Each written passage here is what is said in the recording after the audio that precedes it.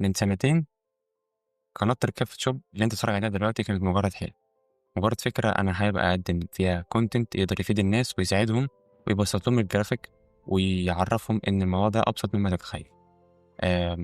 الموضوع مش هاكدب عليك كان بالنسبة لي في البداية صعب.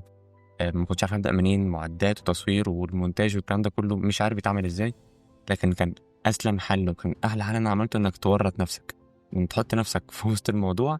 دي أكتر نقطة ساعدتني وخلتني أتعلم يوم ورا التاني. طيب الفيديو ده مش متجهز له أي سكريبت ولا مكتوب له أي كلمة، أنا حطيت الكاميرا، ظبطت السيت اب والإضاءات، يلا هنصور. بصور ليه؟ عشان حاجتين مهمين. عشان أول حاجة بنحتفل بمرور سنتين على وجود تركيا في شوب، احنا اوريدي عدى سنتين وكام يوم على أول فيديو نزل على الشانل عندنا.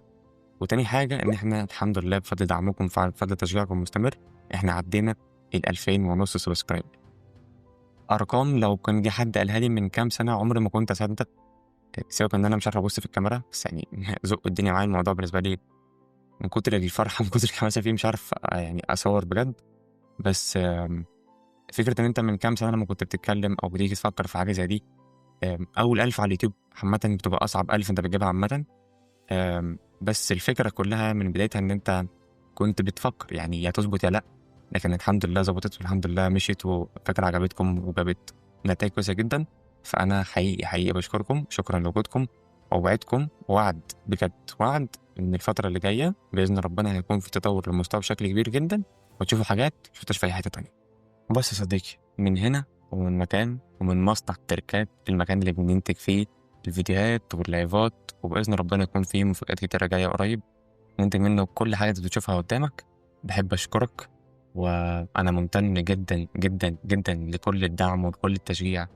اللي الحاجة الوحيدة اللي فضلت ثابتة على مدار السنتين في اليوتيوب هو تشجيعكم، دعمكم، ووجودكم انتوا بالنسبة لي كان أهم حاجة موجودة.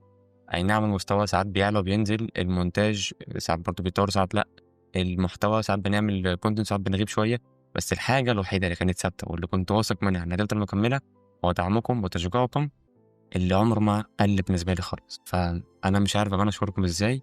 وجودكم أثر في حياتي بطريقة كبيرة، ما كنتش عارف إن أنا قادر يعني أكون سبب مساعدة ناس، أو يكون مجرد كلامكم أو يكون كلامكم ده بيفرحني أو بيوصل لي مشاعر بتشجعني خليني أقدر أكمل وأقدر أبدأ بحاجات كتيرة تانية.